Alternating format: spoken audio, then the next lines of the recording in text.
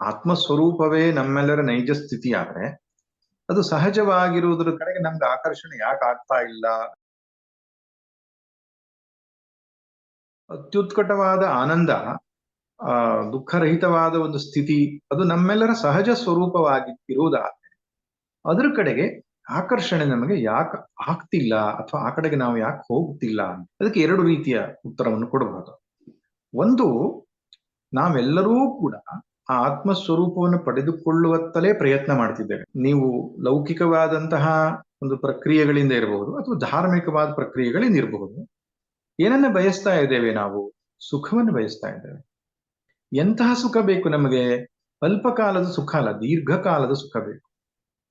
ಮತ್ತೆ ಸ್ವತಂತ್ರವಾಗಿರ್ಬೇಕು, ಪರತಂತ್ರವಾಗಿರಬಾರದು. ಅಂದ್ರೆ ಇನ್ನೊಬ್ಬರನ್ನ ಆಶ್ರಯಿಸದ ಸ್ವತಂತ್ರವಾದ ದೀರ್ಘಕಾಲದ ಹೆಚ್ಚಳ ಸುಖ, ಇದನ್ನ ನಾವು ಬಯಸ್ತಾ ಇದ್ದೇವೆ. ನಾವು ಬಾಯಲ್ಲಿ ಹೇಳ್ಕೊಳ್ಳದೆ ಇರಬಹುದು ಅದನ್ನ. ಎರಡು ಪ್ರೋಗ್ರಾಮ್ಗಳಿವೆ. ಒಂದು ಪ್ರೋಗ್ರಾಮ್ ಅಲ್ಲಿ ಸ್ವಲ್ಪ ಕಡಿಮೆ ಸುಖ ಸಿಗುತ್ತೆ, ಇನ್ನೊಂದು ಪ್ರೋಗ್ರಾಮ್ ಅಲ್ಲಿ ಜಾಸ್ತಿ ಸುಖ ಸಿಗುತ್ತೆ. ಅಂದ್ರೆ ನಾವು ಜಾಸ್ತಿ ಸುಖ ಸಿಗೋದ್ರ ಕಡೆಗೆ ಹೋಗ್ತೇವೆ, ಮತ್ತು ಹೆಚ್ಚೊತ್ತು ಸುಖ ಸಿಗತ್ತೆ ಅಲ್ಲಿಂದ್ರೆ ಅದ್ರ ಕಡೆ ಆಕರ್ಷಿತವಾಗ್ತೇವೆ. ಒಟ್ಟಿನಲ್ಲಿ ನಾವು ಸ್ವತಂತ್ರವಾದ ಉತ್ಕಟವಾದ ಸುಖವನ್ನೇ ಹುಡುಕ್ತಾ ಇದ್ದೇವೆ ಪ್ರಪಂಚದಲ್ಲಿ ಕೂಡ. ಅದು ಮೊದಲನೇ ಅಂಶ. ಎರಡನೇ ಅಂಶ ಏನಂದ್ರೆ, ನಾವು ಜಡತ್ವವನ್ನು ಎಂದೂ ಬಯಸಲ್ಲ, ಯಾವಾಗಲೂ ಅರಿವಲ್ಲಿ ಇರಬೇಕು ಅಂತ ಬಯಸ್ತೇವೆ.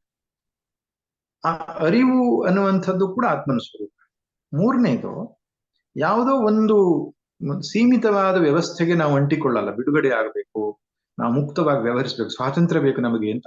ದೇಶಕ್ಕೆ ಸ್ವಾತಂತ್ರ್ಯ ಬೇಕು ಅಂತ ಹೇಳ್ತಾರೆ, ವ್ಯಕ್ತಿಯು ನನ್ಗೆ ವ್ಯಕ್ತಿಗತ ಸ್ವಾತಂತ್ರ್ಯ ಬೇಕು, ನನಗೆ ಆ ಮನೆಯಲ್ಲಿ ಸ್ವಾತಂತ್ರ್ಯ ಇಲ್ಲ, ಈ ಆಫೀಸಲ್ಲಿ ಸ್ವಾತಂತ್ರ್ಯ ಇಲ್ಲ, ನಂಗೆ ಇಂಡಿಪೆಂಡೆನ್ಸ್ ಬೇಕು ಅಂತ ಹೇಳ್ತೇವೆ.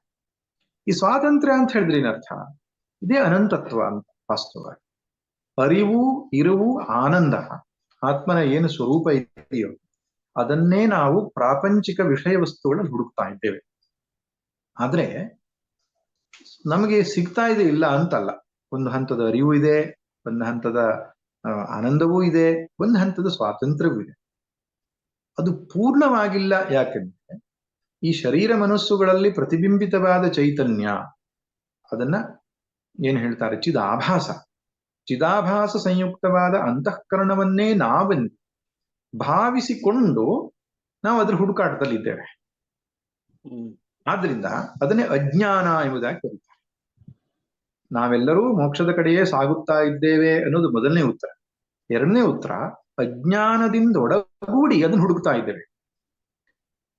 ಆದ್ರೆ ಅದಕ್ಕೆ ಅಭಿಮುಖವಾಗಿ ನಾವು ಸಂಚರಿಸ್ತಾ ಇಲ್ಲ, ವಿಮುಖವಾಗಿದ್ದೇವೆ. ಯಾಕಂದ್ರೆ ಅಜ್ಞಾನ ಇದೆ.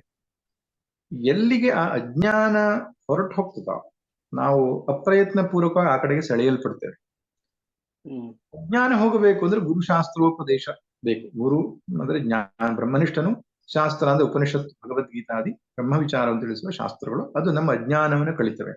ಅಜ್ಞಾನವನ್ನು ಕಳೆದ ಮೇಲೆ ಮತ್ತೆ ಯಾರೂ ಕೂಡ ಪ್ರಪಂಚದ ವಿಷಯದ ಕಡೆಗೆ ಹೋಗೋದೇ ಇಲ್ಲ, ಸಾಧ್ಯವೇ ಇಲ್ಲ ಅದು. ಆದ್ರಿಂದ ಅಜ್ಞಾನ ಸಂಯುಕ್ತರಾಗಿರುವುದರಿಂದ ಜೀವ ಮಾತ್ರರೆಲ್ಲರೂ ಕೂಡ ಸಹಜವಾಗಿಯೇ ಆತ್ಮನಿಗೆ ವಿರುದ್ಧವಾದ ದಿಕ್ಕಿನಲ್ಲಿ ಸಂಚರಿಸ್ತಾ ಇದ್ದಾರೆ. ಆದ್ರೆ ಹುಡುಕ್ತಾ ಇರುವುದು ಆತ್ಮನನ್ನೇ.